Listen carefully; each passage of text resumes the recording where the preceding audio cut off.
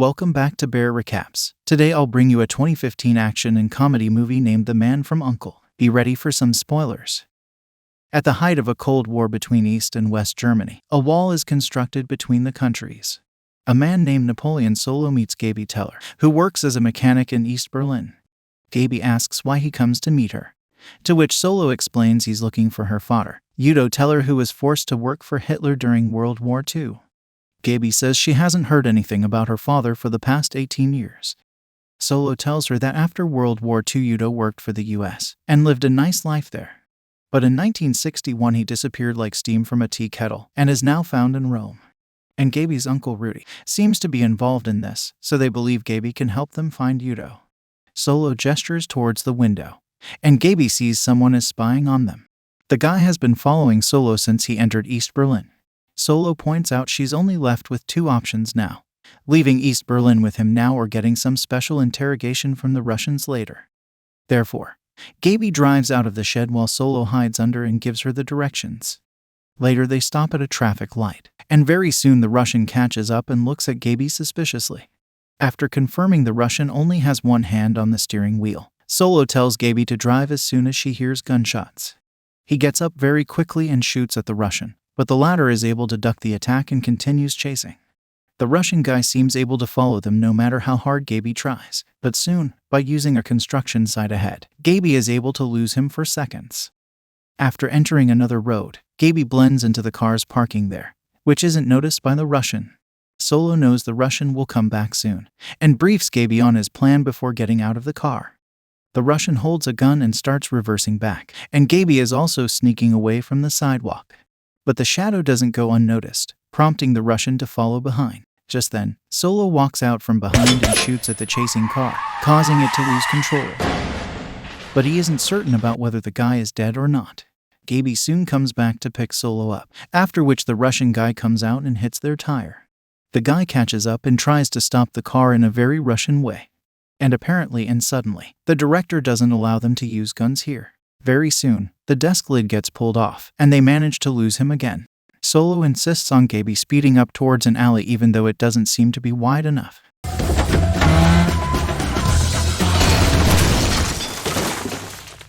Solo then tells Gaby to climb into the building through the window, and they rush to the roof while the Russian guy catches up. Meanwhile, a truck can be seen arriving at the other side of the Berlin Wall. After Solo signals the truck, a rope is launched at them, making them able to slide across the wall. However, the Russian guy also gets on the rope, following behind. Once the two reach the other side, Solo loosens the rope, making the Russian fall to the ground. The scene then cuts to a flashback where the Russian named Ilya is told about Solo's past by his senior Oleg.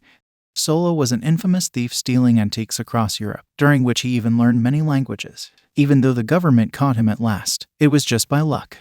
The CIA noticed his talents and made him work for them in exchange for his prison sentence. And Solo has turned out to be the best agent ever since. The next morning in a public washroom, when Solo meets up with his senior Sanders, who tells him there'll be another assignment, Ilya appears from behind and startles Solo. The two quickly get into a fight, but Sander doesn't seem to be surprised at all. Solo is almost choked before Oleg comes in and tells Ilya to stop. A while later, the four of them gather in a restaurant. Sanders reveals that the aerospace company where Gaby's uncle Rudy works is in fact a cover for an international criminal organization collaborating with former Nazis. And the company is now owned by Alexander, who is a playboy, while his wife, Victoria, who is smart and ambitious, is the one actually running the show. What worries the US is that Udo was on the verge of a breakthrough in simplifying the process of making a nuclear bomb. And he was believed to be kidnapped by the company, which worries both US and the Soviet Union. Therefore, the two agents' mission is to use Gaby to infiltrate the company to find Udo.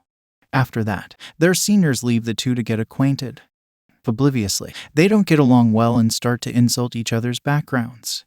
When Solo brings up Ilya's father, who got sent to Siberia due to corruption, and his unfaithful mother, Ilya flips the table and walks away furiously. The following day, Solo brings Gaby to a dress shop, and Gaby is taken aback when Ilya shows up there. She is told Ilya will pretend to be her fiancé as a Russian architect, which she is clearly not happy about.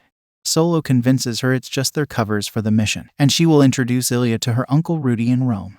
As for Solo, he will be an antique dealer as Victoria's family has the finest collections in the world.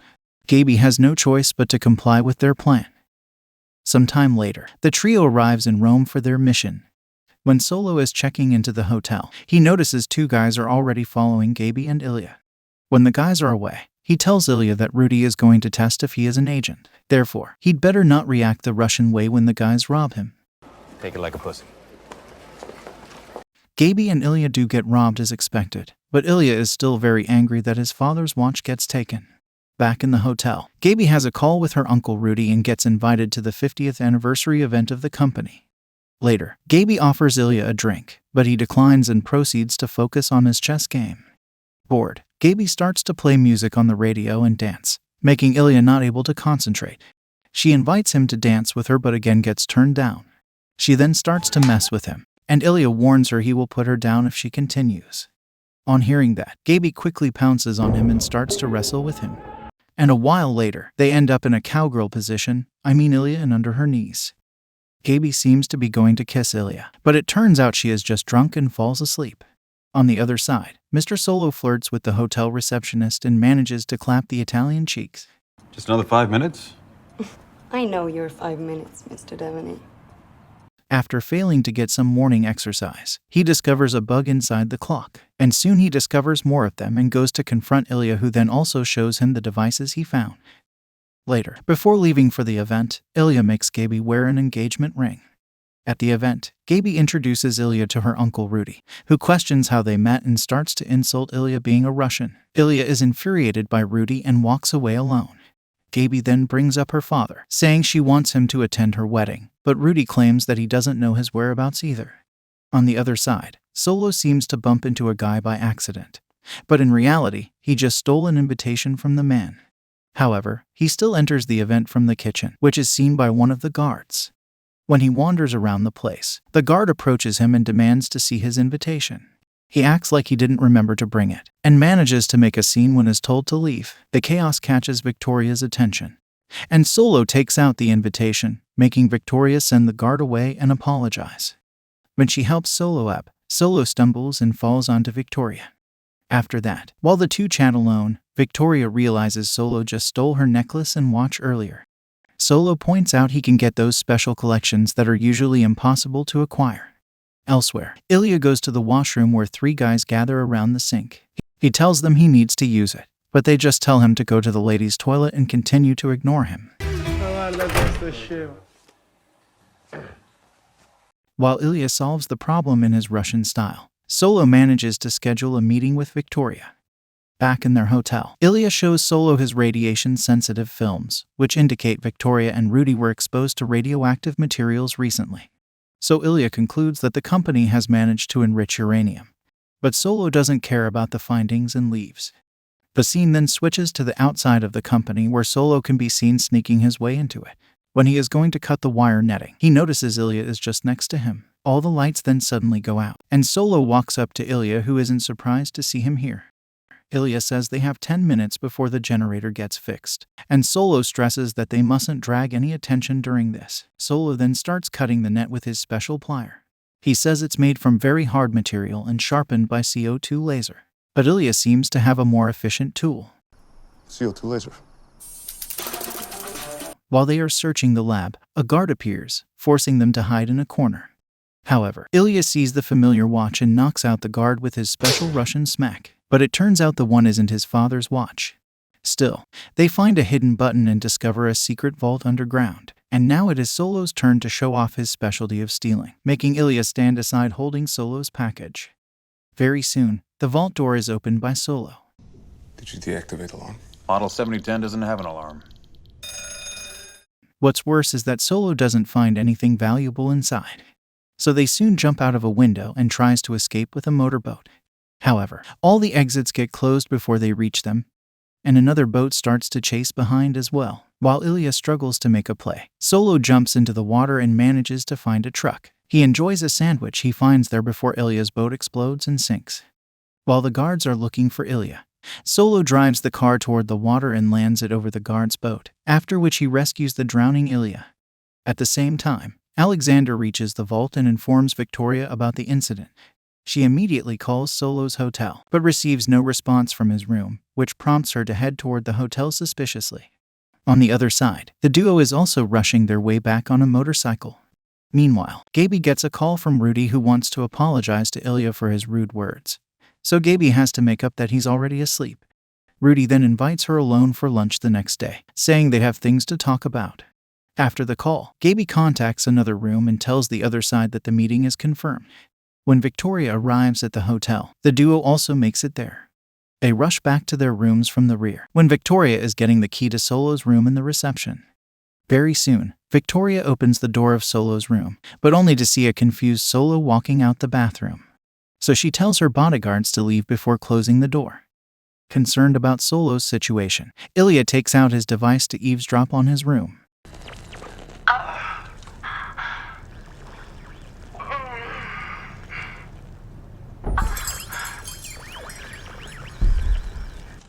Doesn't sound like he needs your help.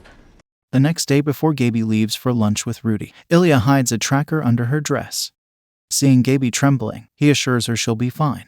Later, Rudy takes Gaby to a private place for their meeting, while Illya is watching and eavesdropping on them from afar. Gaby is actually brought to Alexander, who is already suspicious about what happened recently.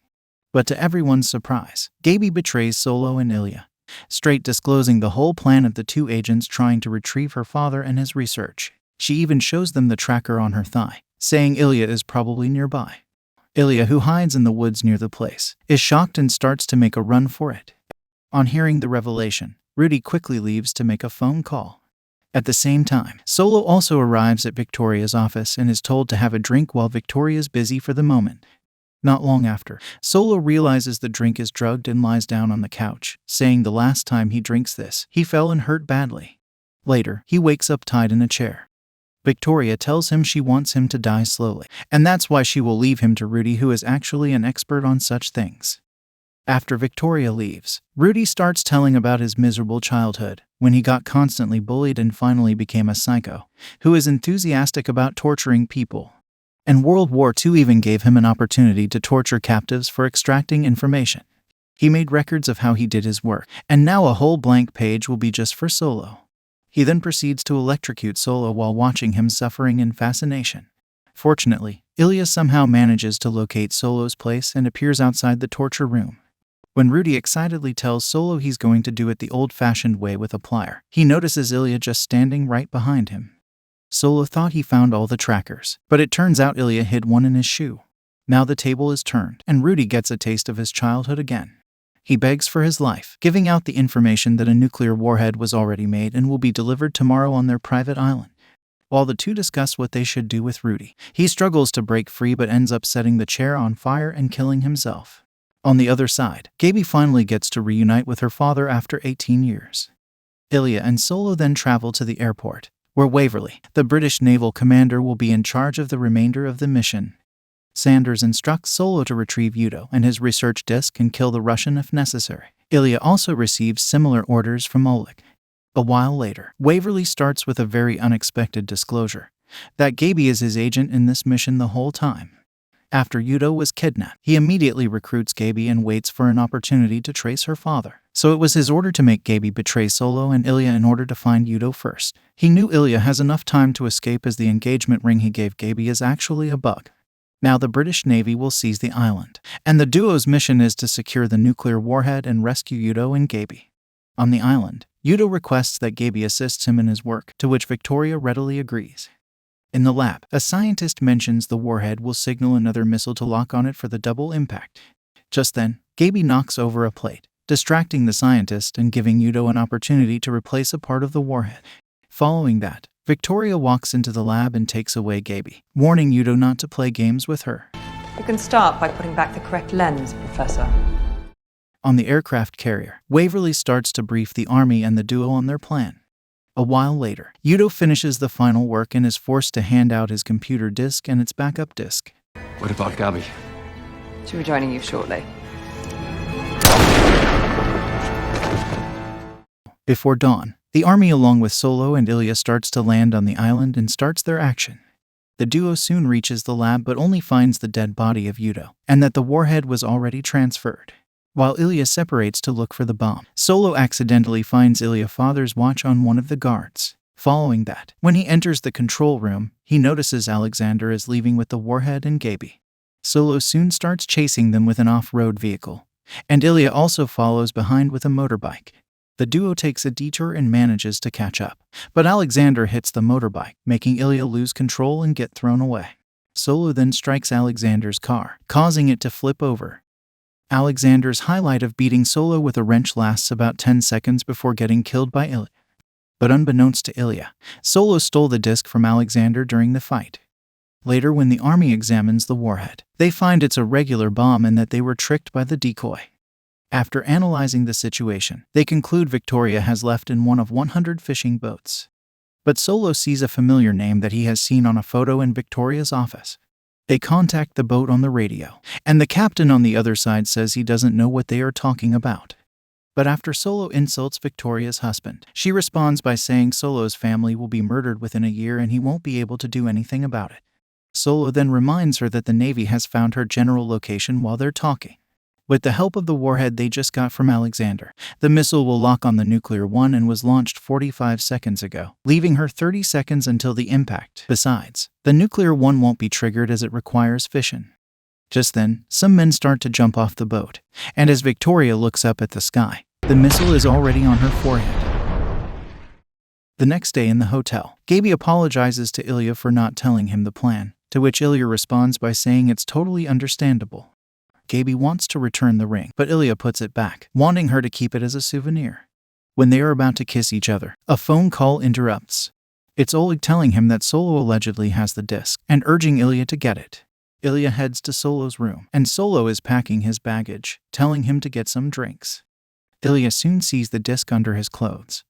And Solo also notices the look on Ilya's face. He pretends to continue packing his stuff and sees Illya reaching into his jacket. Almost forgot.